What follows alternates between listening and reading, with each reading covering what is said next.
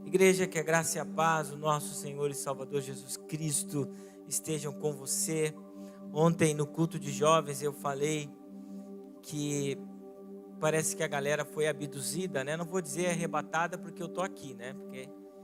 Então foi, mas o pessoal tá descansando, tá na praia. Quem tá me vendo aí que tá na praia, traga no mínimo 1 quilo de camarão para mim, né?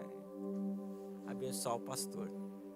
Glória a Deus por isso. Que bom que você veio, que bom que você está aqui, você que está descansando, que está nos vendo, que bom que você está. Glória a Deus, mais um domingo onde nós podemos partilhar dessa palavra tão maravilhosa do nosso Senhor e Salvador Jesus Cristo. Louvamos a Deus porque Ele é bom. Amém, igreja? Vamos ler um texto bíblico. Abra comigo lá na carta de Paulo aos Romanos. Carta de Paulo aos Romanos, no capítulo 8, versículo 13 até o 16. Essa palavra, no mínimo, ela precisa gerar em sua vida uma inquietação. E a partir do momento que ela gerar uma inquietação, ela deve gerar em você uma ação. O texto bíblico nos fala o seguinte: assim, pois, irmãos, somos devedores, não à carne, como se estivéssemos obrigados a viver segundo a carne. Porque se vocês viverem segundo a carne, caminharão para a morte. Mas se pelo Espírito mortificarem os efeitos do corpo, certamente viverão. Certamente viverão. Pois todos os que são guiados pelo Espírito de Deus são filhos de Deus. Porque vocês não receberam o espírito de escravidão para viverem outra vez atemorizados, mas receberam o espírito de adoção, por meio do qual chamamos Abba, Pai. O próprio Espírito confirma ao nosso espírito que somos filhos de Deus. Gente, esse texto ele é muito interessante porque fala sobre a nova condição que nós temos em Cristo Jesus. Paulo ele fala aos romanos que antes de nós termos Cristo em nossa vida, antes de nós aceitarmos Ele como nosso Salvador, nós devíamos para a nossa carne, ou seja, nós éramos escravos, nós éramos dominados pela nossa carne. E a partir do momento que nós aceitamos a Cristo como nosso Salvador, nós somos guiados pelo Espírito. Mas o que é muito interessante aqui nós notarmos, e eu quero que você entenda isso comigo, e hoje como nós comemoramos os 504 anos da Reforma, quando Martinho Lutero, ele pregou na porta da igreja de Wittenberg, na Alemanha, as suas teses que derrubaram todo o domínio das trevas que a igreja romana havia imposto em grande parte da terra, com as vendas de indulgência, com algo que massacrava a vida das pessoas. E para nós entendermos, o Martinho Lutero, em 1528, ele trouxe um conceito chamado sobre os dois reinos. E é onde ele fundamentou o seu sermão, exatamente, no capítulo 8 da carta aos Romanos. E é muito interessante nós notarmos isso antes de eu trazer o conceito, aquilo que eu quero ministrar para vocês nessa noite. Lutero ele fala que nós somos seres de dois reinos. Esses dois reinos criados por Deus. Um que está na sua mão esquerda e o outro que está na sua mão direita. O reino que está na sua mão esquerda é aquele aonde o Senhor ele precisa colocar uma lei para frear o seu povo, porque eles vivem uma vida na carne. E por viver uma vida na carne, temos desejos pecaminosos. Mas Martinho Lutero fala que, baseado na carta de Paulo aos Romanos, do capítulo 8, que nós somos cidadãos também de um reino que está na mão direita de Deus. E esse reino que está na mão direita de Deus está relacionado a uma graça do Senhor sobre a nossa vida que cobre a nossa multidão de pecados. Portanto, por nós andarmos sendo cidadãos desses dois reinos, assim como Paulo fala aos Romanos, nós precisamos ter uma vida guiada pelo Espírito. Entretanto, muitas vezes, diante de muitas situações, os nossos pés vacilarão e hesitarão diante de algumas coisas e promessas que o Senhor coloca em nossa vida. Por isso que a hesitação e a dúvida, o vacilo dos pés, é algo que eu não posso dizer constantemente, ou mais que muitas vezes, repetidamente, irá aparecer em nossa vida. Mas nessa noite eu quero trazer algo bíblico, um conceito bíblico para tranquilizar o seu coração quando a hesitação tentar vir sobre você. Como nós somos cidadãos desses dois reinos, até o Senhor Jesus nos chamar para o reino eterno, nós precisamos compreender que o nosso crer em Jesus, diante de situações que nos farão hesitar, deve prevalecer. Aquilo que nós ouvimos de Deus, aquilo que Deus pensa ao nosso respeito, precisa ser maior do que qualquer dúvida que possa brotar em nosso coração. Quantos estão me entendendo? Ou estão no caminho para me entender? Da mesma forma, nós precisamos entender que essa hesitação, que esse vacilo dos nossos pés, faz parte da nossa natureza humana. Entretanto, a voz do nosso Senhor Jesus precisa ser mais alta do que essa hesitação. E o nome dessa ministração, que vai estar a partir de quarta-feira, já no nosso aplicativo, no YouTube, quando terminar o culto, é a seguinte: acreditei, mas duvidei. Acreditei, mas duvidei. Isso faz parte da nossa vida. Nós recebemos coisas do Senhor para a nossa vida, promessas desafiadoras, promessas que nos fazem ir além daquilo que o olho humano pode ver. Mas muitas vezes nós ficamos em dúvidas em relação a algumas coisas, mesmo sendo uma promessa do Senhor. Então, para nós entendermos, e eu pego como texto base para essa ministração, o Evangelho conforme Mateus, abra aí, capítulo 28, versículo 16 até o 17. Você que hoje nos visita, tanto aqui ou nos vendo, eu convido você a baixar o nosso aplicativo. Lá você tem Bíblia, tem muitas coisas que você vai poder interagir conosco. A narrativa conforme Mateus, capítulo 28, do versículo 16, fala o seguinte: os 11 discípulos partiram para a Galileia, para o monte que Jesus lhes havia designado. E quando viram Jesus, o adoraram, mas alguns duvidaram. Gente, quando nós temos algumas ferramentas maiores, e quando você tem um entendimento exegético mais precisamente do texto grego, você consegue fazer uma leitura que ela é correta desse texto. Eu não estou dizendo que a nossa tradução ela está errada, mas quando nós olhamos de fato no texto grego, nós vamos compreender aquilo na íntegra que Mateus trouxe para os seus ouvintes. O texto bíblico, se nós fôssemos ler literalmente como está no grego, a palavra alguns não existe. Veja aonde está o alguns, quando eu falei para vocês. E quando viram Jesus, o adoraram, mas alguns duvidaram. A palavra alguns, ela não tem no texto grego. E literalmente, quando você lê o texto grego, a palavra fala o seguinte: os discípulos viram Jesus, o adoraram e duvidaram. Então a palavra não está relacionada dizendo que Os discípulos, ora, se nós lemos na nossa versão, nós vamos pensar, alguns adoraram Jesus, mas outros duvidaram. Não, o texto no original fala, os discípulos adoraram e duvidaram.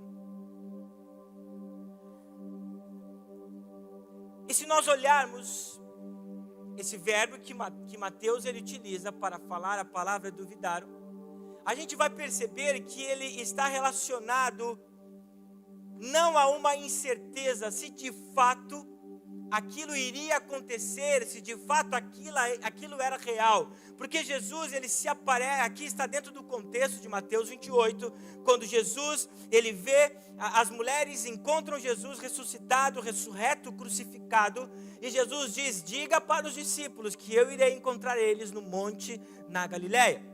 E essa é a sequência de eventos. Então os discípulos ouviram das mulheres, foram encontrar Jesus no monte na Galileia, e quando eles viram Jesus, é isso que acontece, eles dobraram os joelhos, adoraram e duvidaram. Os discípulos não estavam duvidando se de fato Jesus, ele era real, se aquilo que estava na frente deles, que estava adiante deles, de fato era Jesus, porque eles estavam vendo as marcas de Jesus nas mãos. Mas o que nós precisamos entender, o sentido da dúvida do verbo que Mateus nos traz, está relacionado a uma hesitação dos discípulos, vendo Jesus na frente deles, pensando, e agora o que vai acontecer? Dentro do relato que nós estamos aqui, Mateus 27, nós vamos ver que Jesus, 27, 26, que Jesus, antes de ser crucificado, ele vê os discípulos pela última vez, na ceia, todos juntos, os 12. E de repente, na sequência, melhor dizendo, começa a acontecer sucessivas situações, aonde os discípulos mostram que de fato não estavam sendo fiéis àquilo que haviam prometido a Jesus. Pedro nega Jesus, Judas nega Jesus, os discípulos não sabem mais o que fazer, porque Jesus havia morrido, e eles não sabiam que Jesus iria ressuscitar. E diante daquela situação, quando eles adoram Jesus, eles pensam o seguinte, uau, é Ele, e agora? O que vai acontecer a partir daqui em diante? Sabe que a leitura que nós podemos fazer e que Mateus ele deixa claro aqui, é que por mais que nós venhamos ter situações sobrenaturais na nossa vida, por mais que nós venhamos ter promessas de Deus ao nosso respeito, porque a promessa de Cristo, que ao terceiro dia Ele iria ressuscitar, a promessa de Cristo é que os apóstolos seriam designados para uma grande missão sobre toda a terra até os dias de hoje que nós estamos aqui. Mas, mesmo diante de uma promessa e de uma palavra tão incrível, os discípulos hesitaram, vacilaram os pés. Sabe o que eu quero dizer para você nessa noite?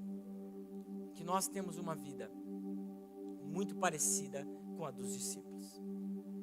Que os discípulos, eles são muito parecidos conosco da mesma forma. Porque diante de muitas situações, nós cremos em Deus, mas vem aquela ponta de dúvida, será que de fato as coisas vão acontecer? O tempo está demorando demais, as situações são adversas demais, será que de fato isso vai acontecer? É natural da nossa vida nós crermos numa palavra e duvidarmos de uma palavra. Deixa eu contar algo para você, eu acho que eu me exponho demais para vocês. Mas é bom que você sabe quem eu sou. Quando o Senhor nos deu essa oportunidade de comprarmos aqui, a gente criou todo um layout. Eu já tinha tudo pronto para nós termos muitas camisetas. E eu, numa fé grande e tremenda, e na semana começou a bater a dúvida, dizendo, será que nós somos capazes de conseguir isso que está colocado à nossa frente? E eu mandei cancelar todas as camisetas.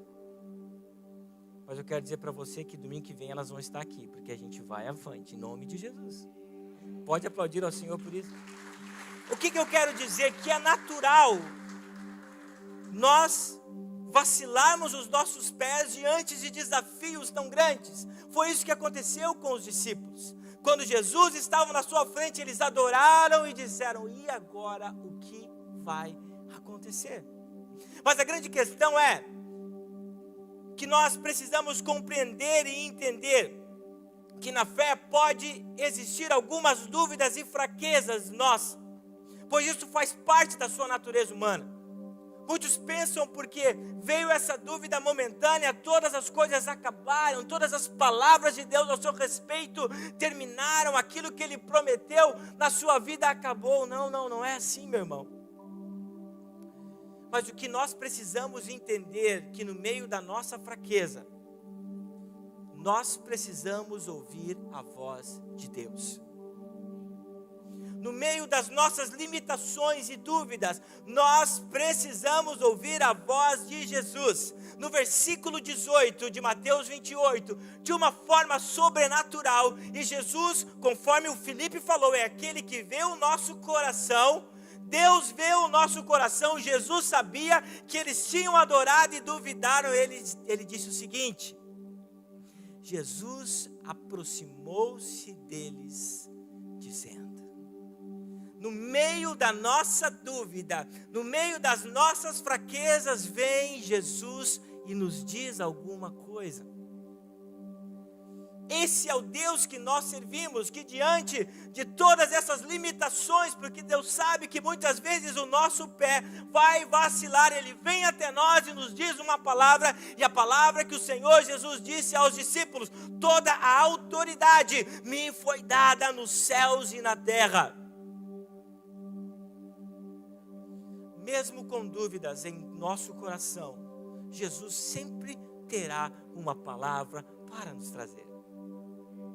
Mesmo nós adorando ao Senhor e dizendo será, quantos de nós, gente, diante de algumas promessas nós falamos será, mas Jesus sempre vem e fala conosco. Jesus sempre vem e fala assim: ei, eu tenho uma promessa, eu tenho uma palavra, e não esqueci, a toda autoridade me foi dada nos céus e na terra. Mesmo diante das dúvidas, o que nós não podemos fazer é parar de ouvir a voz de Jesus ao nosso respeito. Quantos de vocês estão me entendendo? E diante dessa situação, eu trago mais um exemplo bíblico. Para que você entenda, não saia daqui mais pensando, dizendo: pastor, e agora? O que vai acontecer? Eu duvidei. Vamos lá. Livro de Gênesis, capítulo 18, versículo 9 e 15. Meus queridos, eu peço perdão para vocês, porque eu sei que está calor aqui dentro. Essas 3 máquinas não estão funcionando, mas se Deus quiser, essa semana nós vamos dar um jeito nisso. Gênesis 18, 9 e 15 fala o seguinte. Aqui é toda a história de Abraão, mas aqui num contexto 25 anos após o Senhor ter dado a primeira promessa a ele em Gênesis 12, se eu não me engano. Aqui quando o anjo do Senhor vem para falar com Abraão de uma forma pessoal. O texto fala o seguinte: então lhe perguntaram: onde está Sara, a sua mulher? Ele respondeu: está aí na tenda. Um deles disse: certamente voltarei a você daqui a 1 ano, e Sara, a sua mulher, dará à luz a um filho. Sara estava escutando à porta da tenda atrás de Abraão. Abraão e Sara já eram velhos, avançados em idade, e Sara já lhe havia cessado o costume das mulheres. Por isso Sara riu em seu íntimo, dizendo: não consigo mesmo. Depois de velha e velho, também o meu Senhor terei ainda prazer? Então o Senhor perguntou a Abraão: por que Sara riu, dizendo: será verdade que eu darei ainda a luz, ainda velha? Por acaso existe algo demasiadamente difícil para o Senhor?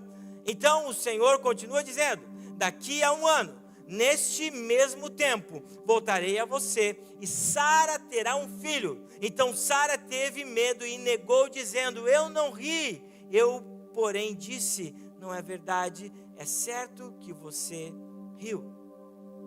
Nós precisamos ser prudentes em pensar que quando vacilamos momentaneamente, veja que é um lapso, é algo momentâneo, que nós perdemos a promessa de Deus para a nossa vida.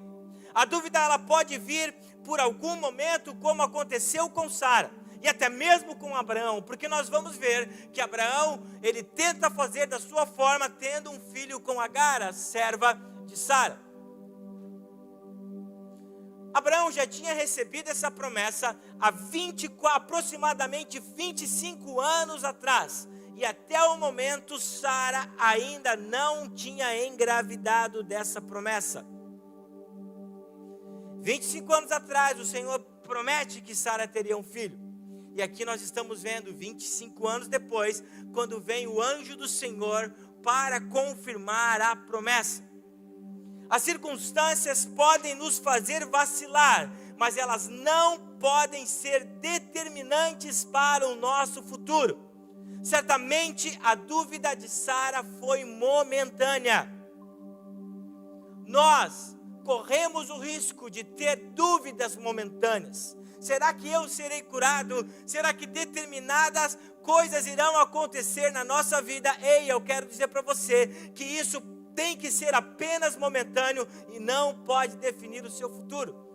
Porque nós vamos olhar ainda para a história de Sara, mas escrita milhares de anos atrás, através da perspectiva do escritor aos Hebreus, quando fala, já fala sobre o milagre na vida de Sara. Hebreus capítulo 11, versículo 11.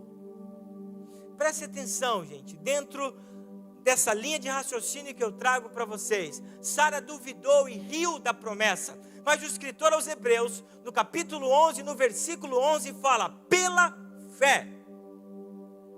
Mas Sara não duvidou, Marcos, mas Hebreus fala que pela fé também, a própria Sara, apesar de não poder ter filhos e já ser idosa, recebeu poder para ser mãe, pois considerou fiel aquele que havia feito a promessa. Cara, mas ela não duvidou, sim, mas aquilo não foi determinante para o futuro dela, porque foi apenas um vacilo dos pés dela. Eu quero dizer para você nessa noite que, quem sabe você está entristecido, você está dizendo: eu não tenho mais fé, eu parei de ter fé por um momento. Eu quero dizer para você que a promessa do Senhor ainda continua sobre a sua vida. Creia, porque você vai receber.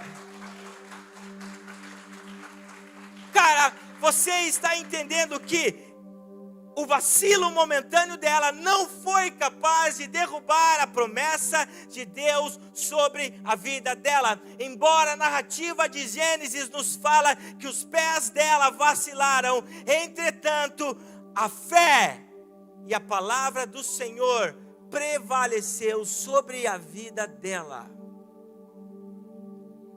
A dúvida, por você ser carne, por eu ser carne, por eu não acreditar, e eu falo envergonhadamente que cancelei aquelas camisetas, não tirou a promessa na nossa vida.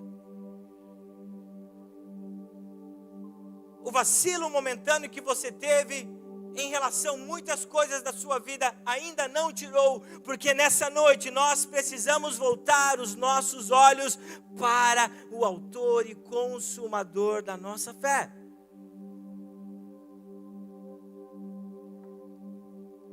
Mas a grande questão está: para onde nós corremos quando nós temos dúvidas? Para onde você corre quando os seus pés vacilam? Qual tem sido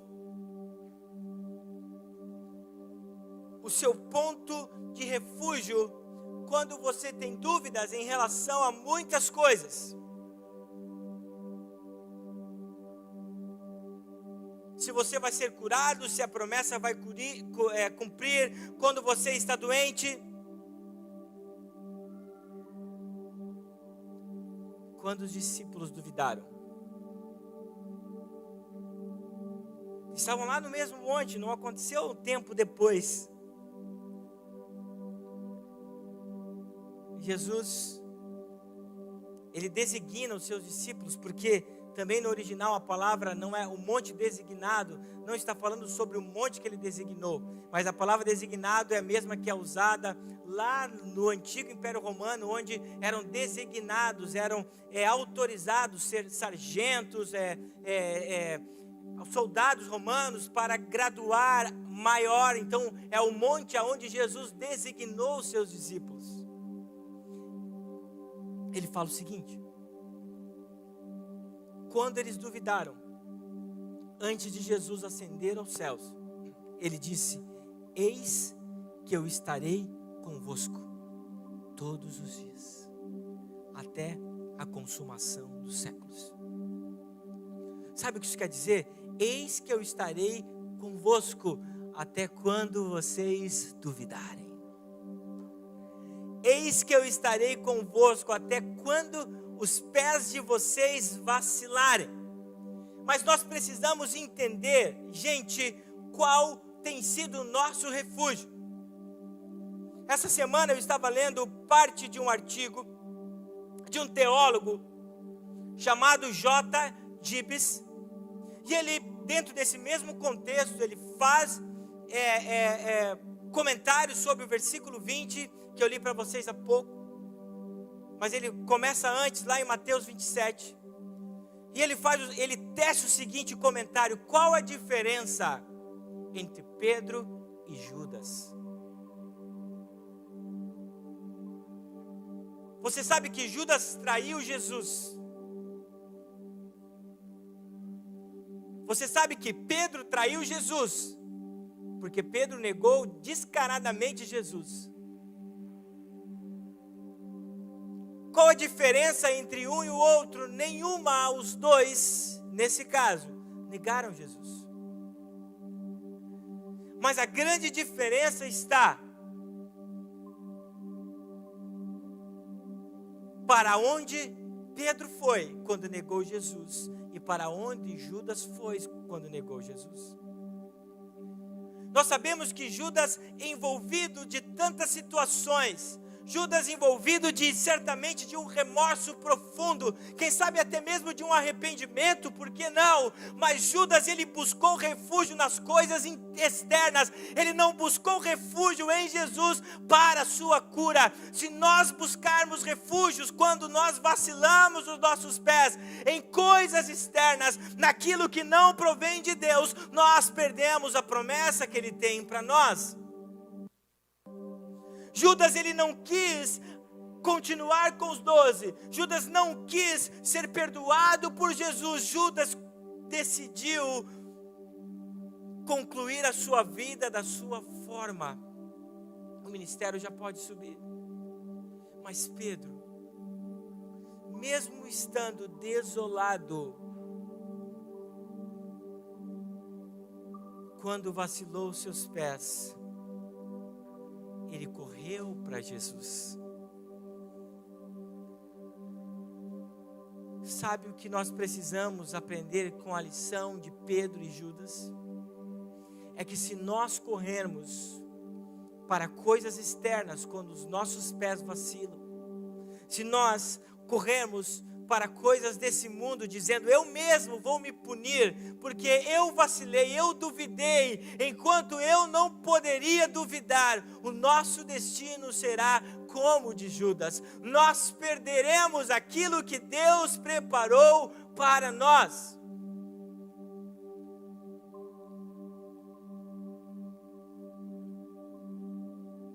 Mas Pedro,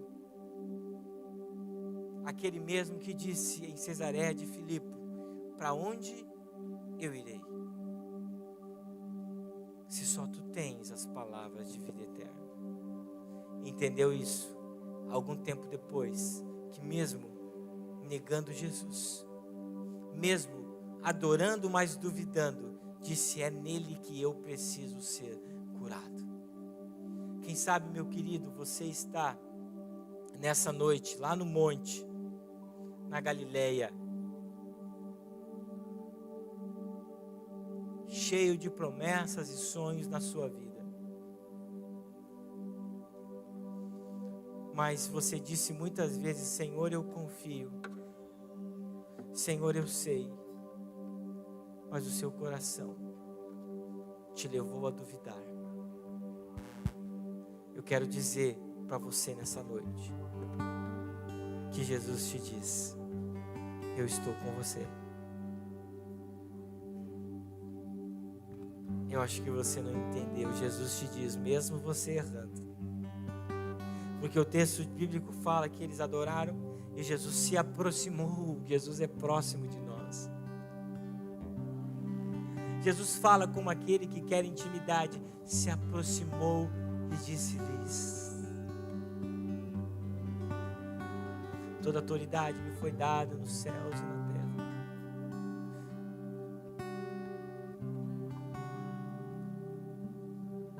Ide fazer discípulos de todas as nações. Jesus continua dizendo para eles, a promessa continua, vocês duvidaram. Alguns de vocês negaram. Tomé disse que precisava colocar os dedos na ferida. Duvidaram, mas eu continuo dizendo, ide fazer discípulos de todas as nações, batizando-as em nome do Pai, do Filho e do Espírito Santo.